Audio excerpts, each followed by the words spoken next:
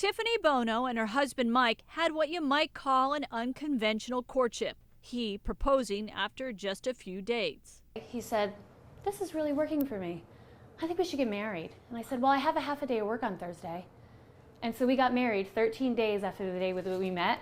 The Valencia, New York couple eloped, beginning an adventure that would include 2 children. Mike also serving his community as a volunteer firefighter after serving his country as a Marine, with one tour in Afghanistan and another in Iraq. He had a very patriotic soul. In 2020, Mike thought he caught COVID, but after several tests, he found out it was leukemia. I was like, "We have been married for almost 7 years and you've never even had a cold. How do you have leukemia?" He was transferred to a special cancer center, not a VA facility, so his medical care wasn't covered by Veterans Affairs. In the end, how much did you have to pay out of pocket? I want to say $45,000 out of pocket. Around that time, other Marines who had served with Mike were also being diagnosed with various cancers. The one thing they all had in common? It was the burn pits. During the wars in Iraq and Afghanistan, military bases routinely burned all their waste in large pits, the smoke and fumes wafting into soldiers' tents and surrounding areas.